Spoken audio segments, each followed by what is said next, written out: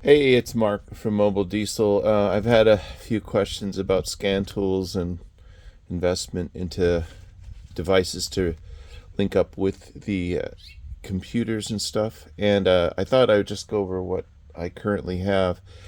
And it's not going to be a great video for those looking for a low cost solution because unfortunately, if you need to do the work right, you're going to have to put some money into it. And that's how I validate the $210 an hour rate. So first off, these are all the devices I use.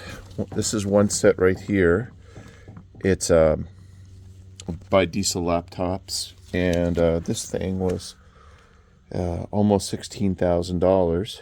They have cheaper versions, but and they want a renewal. I don't pay it. I just every few years I'll upgrade, but the renewals are $3,000 to $5,000, so I don't do it every year.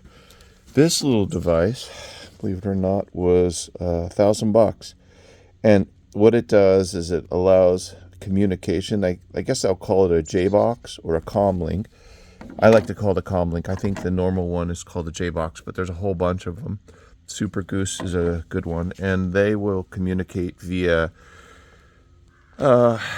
rental leasing of time for dealer software. So I use this laptop without using the Diesel laptop software. Just I use it as a PC to communicate with the leased software. And they have 1 day, 3 day, 1 month, 1 year packages for every make and manufacturer, and that works out really well. John Deere just lost a lawsuit, the right to work lawsuit, but John Deere's not even OBD2. So for a lot of OBD2 stuff, this is kind of a last resort.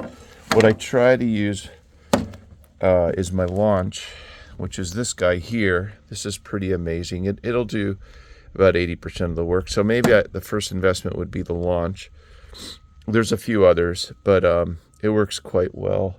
Unfortunately, for the diesel stuff, usually I need this. So the problem in the diesel world and in equipment world is there's no regs saying you all have to use one protocol, which is the case for on-road vehicles since '96. You had OBD2, which worked off of that.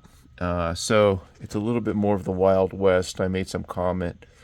I'm dealing with the Wild West, but that's the problem.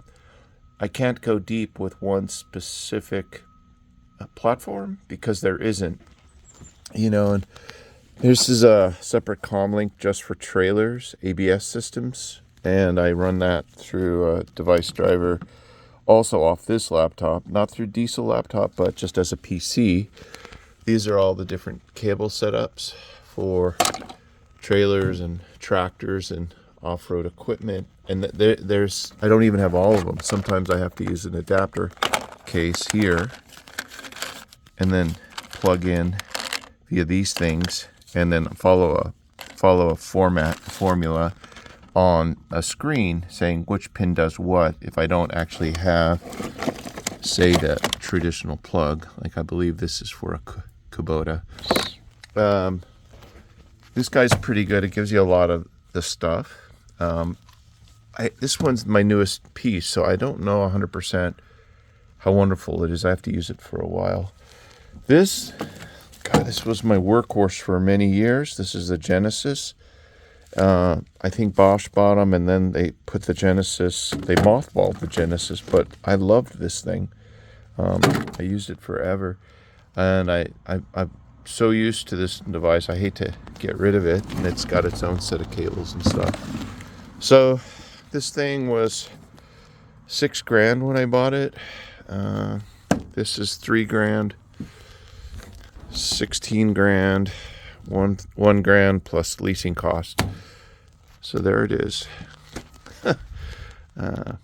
It's why you got to charge what you can't make it charging 80, 90, 100 an hour. It ain't enough money because you got this beast here too. Got to keep this thing filled with tools and keep replacing the broken tools, insurance, $6,000 for a set of new tires. I mean, it just goes on and on. So you got to be realistic about your hourly rate and not go backwards. All right.